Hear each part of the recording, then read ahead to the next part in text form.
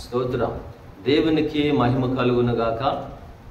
ఉదయకాల సమయంలో దేవుని మాటలు వింటున్న దేవుని బిడ్డలని మీ అందరికీ నెమలి షాలేము సంఘపక్షముగా శుభాలు వందనాలు తెలియపరుస్తున్నాం.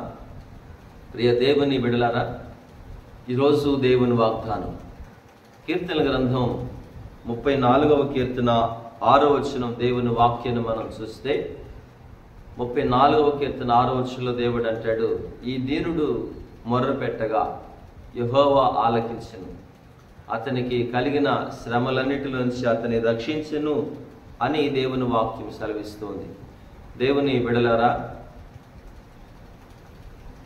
మనుషులకు కలుగుతున్నటువంటి శ్రమలను బట్టి దేవుని సన్నిధిలో మొర్ర పెడుతున్నప్పుడు దేవుడు ఆలకించి దేవుడు జవాబిస్తాడు. శ్రమలను గురించి కొన్ని జ్ఞాపకం చేసుకుంటే, మనుషులకు రకరకాలైనటువంటి శ్రమలు కలుగుతూ ఉంటాయి. దేవుని బిడ్డలారా, బైబిల్లో ఒక తల్లి ఉంది, హన్నా.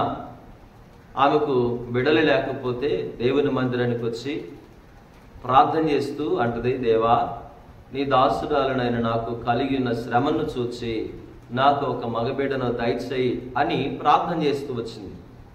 దేవుని బిడ్డలారా, ప్రార్థన చేస్తే ఆమె మొర్ర పెట్టగా ఏం చేశాడు దేవుడు? ఆమె మొర్ర ఆలకించి కలిగిన శ్రమలన్నిటి నుంచి విడిపించాడు. ఆమె కోరినట్లుగానే దేవుడు సంవత్సరం తిరిగి వచ్చేసరికి మగబిడ్డను దయచేస్తూ వచ్చాడు. అయితే ఇలాగున శ్రమలను గురించి జ్ఞాపకం చేసుకుంటూ పోతే రకరకాలైనటువంటి శ్రమలు కలిగి ఉంటారు. పేదరికం కలిగి ఉండడం కూడా ఎంత శ్రమో తెలుసా? అలాంటి దేనస్థితిలో నువ్వు ఉన్నట్లయితే దేవునికి మొర్రపెట్టు.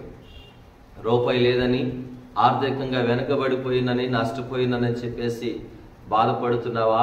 దేవుడు నీతో మాట్లాడుతున్నాడు. మొర్రపెట్టు, దేవుడు ఆలకిస్తాడు. కలిగిన ఏ శ్రమైనా సరే, బిడలు లేక సంతానం ఆలస్యమై బాధపడుతున్నావా? నీకు కలిగిన శ్రమ, ఆనాడు అన్నమ్మ ఎలా ప్రార్థన చేసిందో నువ్వు కూడా అలా ప్రార్థన చేయి. హృదయాన్ని కుమ్మరించి ప్రార్థన చేస్తే ఆమె దేవుని సన్నిధిలో అడుగుతూ వచ్చిన పిమ్మట దేవుడిచ్చాడు కుమారుడు. అలాగే నువ్వు కూడా దేవునికి మొర్రపెట్టు, దీనురాలువై ప్రార్థన చేయి.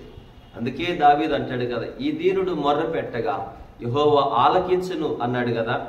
దేవుడు ఆలకించాలంటే నువ్వు దీనుడిగా ఉండి మొర్ర పెట్టాలి, దీనురాలువై నువ్వు ప్రార్థన చేయాలి.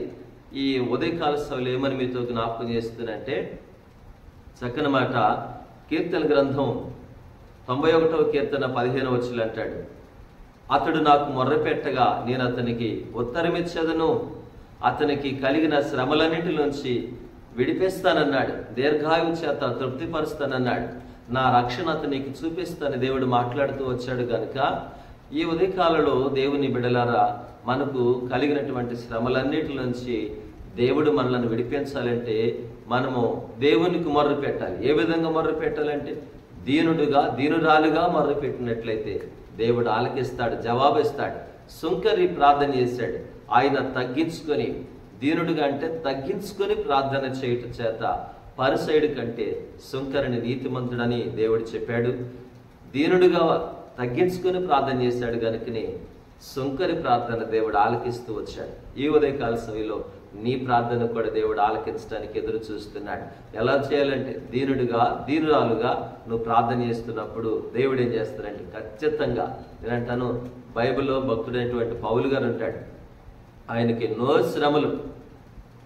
శ్రమలు ఆయన కొరింథీ పత్రికలో రాస్తూ ఆయనకు కలిగిన శ్రమలని ఆయన అంటాడు, ఇదిగో యేసు ప్రభుకి లాగే ఒకటి తక్కువ 40 కొరడా దెబ్బలు 5 సార్లు నేను కొట్టబడ్డా అంటాడు. ఆయన సముద్రంలో ఆపదలలోను, ఆకలి దెబ్బక చేత, వస్త్రహీనత చేత ఎన్ని రకాల శ్రమలు కలిగి ఉన్నాడు. ఈ శ్రమలన్నీ కూడా దేవుని బిడ్డలారా, ఒకవేళ నువ్వు అనుకోవచ్చు, ఈ శ్రమలు నాకే ఎందుకు వస్తున్నాయని చెప్పేసి అనుకోవచ్చు, కానీ ఈ శ్రమలలో దేవుని మహిమపరచడం కొరకు, దేవునికి మొరపెట్టడం కొరకు నీకు కలుగుతున్న ఈ శ్రమలు. అయితే నేను అన్నాను కదా, ఈ లోకపు శ్రమలు ఎన్న తగినవి కావు అని పౌలు గారు మాట్లాడుతూ వచ్చాడు.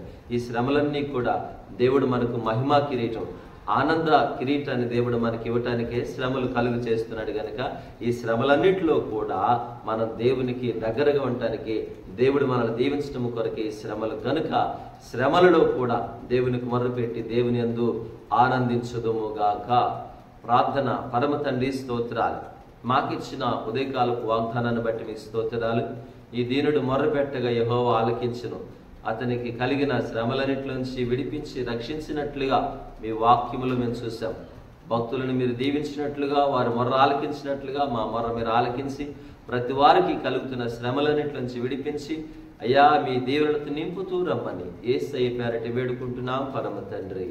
ఆమేన్. తండ్రి, కుమార, పరిశుద్ధాత్మ త్రియేక దేవుని దీవెనలు ఇప్పుడు ఎల్లప్పుడు సదాకాలం తోడే నడిపించునుగాక. ఆమేన్. అందరికి కూడా ప్రభు పేరిట వందనాలు.